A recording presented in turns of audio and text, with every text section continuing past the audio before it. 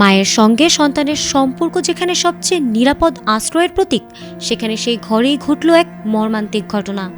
প্রেমের সম্পর্ক নিয়ে বিরোধের জেরে এক গৃহবধূর প্রাণ চলে যাওয়ার ঘটনায় এলাকায় নেমে এসেছে শোক ও আতঙ্ক। ঘটনাটি ঘটেছে গত শনিবার রাত 10টার দিকে। বসতঘরের মেঝেতে রক্তাক্ত অবস্থায় পড়ে থাকতে দেখা যায় রহিমা বেগমের নিথর দেহ। তিনি ওই এলাকার ল্যাপতোষক ব্যবসায়ী বিল্লালের স্ত্রী।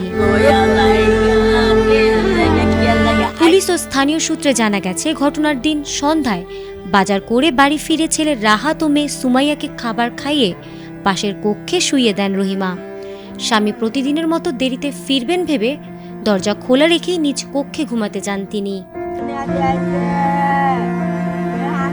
এর কিছুক্ষণ পরই ঘটে এক হৃদয় বিদারক ঘটনা, যা হয়তো কেউ কল্পনাও করেনি।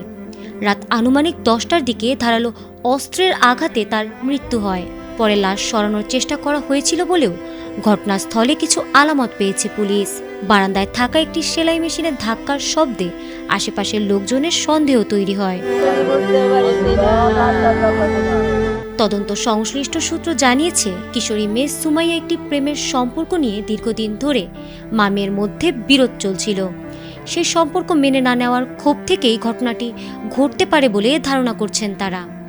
এ ঘটনায় নিহতের মেয়ে সুমাইয়াকে আটক করে জিজ্ঞাসাবাদও চলছে। আর এই মর্মান্তিক ঘটনাটি ঘটেছে ময়মনসিংহের ভালুকা উপজেলার হবিরবাড়ি ইউনিয়নের গাঙ্গাটিয়া মধ্যপাড়া গ্রামে। ভালুকা মডেল থানা পুলিশ মরদেহ উদ্ধার করে ময়না তদন্তের জন্য ময়মনসিংহ মেডিকেল কলেজ হাসপাতাল মর্গে পাঠিয়েছে। ময়মনসিংহ জেলা পুলিশের অতিরিক্ত পুলিশ সুপার আব্দুল্লাহ আল মামুন জানিয়েছেন, প্রাথমিকভাবে মেয়ের সংশ্লিষ্টতার তথ্যও পাওয়া গেছে। তাকে জিজ্ঞাসাবাদ করা হচ্ছে। তদন্ত শেষে বিস্তারিত জানানো হবে বলে জানিয়েছে পুলিশ।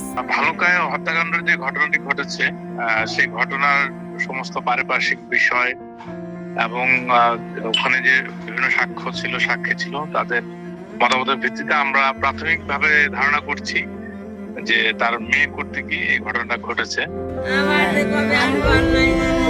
ফারহানা হক, এটিএন বাংলা।